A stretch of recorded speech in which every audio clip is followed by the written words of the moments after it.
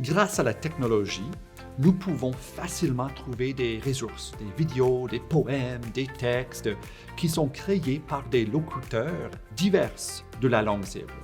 Je fais exprès dans ma salle de classe de montrer à mes élèves des vidéos ou des textes qui sont créés par des personnes qui n'ont peut-être pas le français comme langue maternelle ou qui sont des origines diverses. Cela est important parce que ma salle de classe est diverse et je veux que mes élèves sachent que peu importe leur origine, le français peut leur appartenir aussi. Les élèves peuvent aussi, grâce à la technologie, se servir des dictionnaires dans la langue ou dans les langues de leur choix lorsqu'ils travaillent dans la langue cible.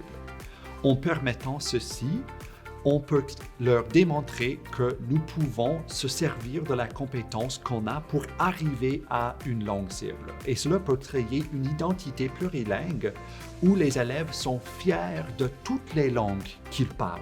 Et ça fait en sorte que leur répertoire au complet est valorisé.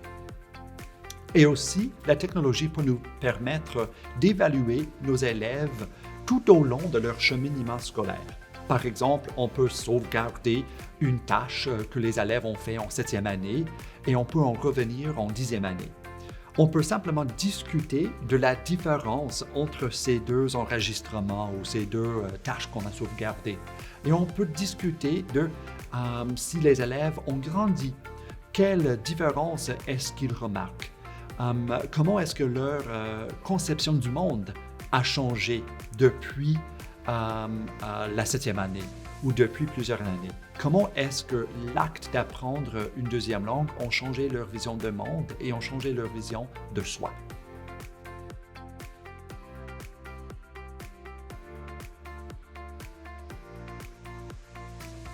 Comment soutenir le développement plurilingue dans ma classe?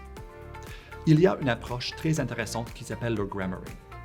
Et pour le grammaring, lorsqu'on essaie d'apprendre un élément de grammaire dans la langue cible, on discute de plusieurs langues. Par exemple, l'enseignant n'a pas besoin de parler ces langues. Bien au contraire, il ou elle a simplement de demander aux élèves de faire des comparaisons avec une ou des langues déjà parlées dans la classe. Si nous enseignons à nos élèves à créer des questions dans la langue cible, on peut simplement discuter comment est-ce que nous créons des questions en hindi, en chinois, en japonais, en russe, en ukrainien. Et ici, cela permet à nos élèves d'accueillir une connaissance métalinguistique qui peut être très puissante pour apprendre une langue. Une autre façon de soutenir le développement plurilingue de nos élèves est les portfolios de langue.